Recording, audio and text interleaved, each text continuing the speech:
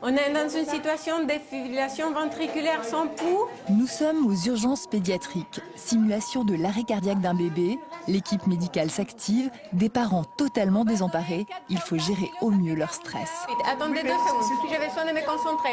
Est-ce que Léa, tu peux t'occuper, s'il vous plaît, del père d'Arthur? Merci beaucoup. Ok. Des comédiens ont été engagés par les HUG pour jouer le rôle des parents et confronter ainsi l'équipe médicale à un scénario plus vrai que nature.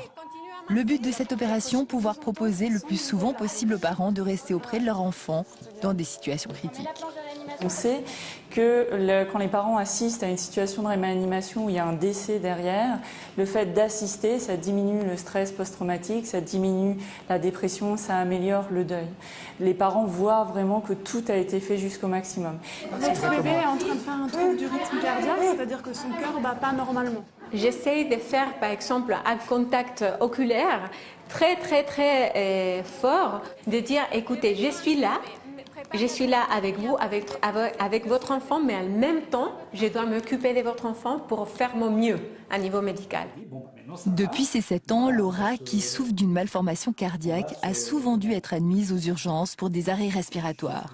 Une situation totalement insoutenable pour ses parents. On voit qu'il y a une agitation, mais on ne comprend pas. Au début, quand on n'a pas l'expérience, et là oui, je suis sorti, je m'envoie sortir, j'ai dit bon allez, j'en ai ras le bol, je pars.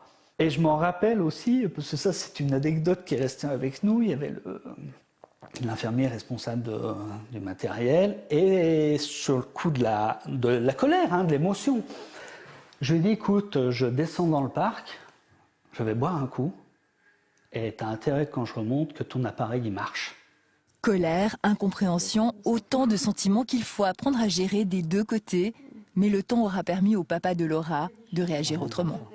C'est pas que je voulais à tout prix rester et tout, mais je sentais que ma place était là. Mais par contre, il faut vraiment que ça soit... faut le ressentir. Et pour Laura aussi, la présence de ses parents aux urgences a été d'une aide précieuse.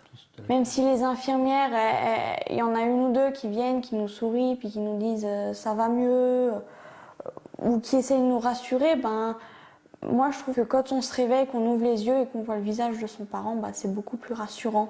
Apprendre à gérer ses émotions pour accompagner au mieux ses proches ou l'entourage d'un patient, un défi pour les professionnels de la santé comme au HUG, pionnier dans ce domaine.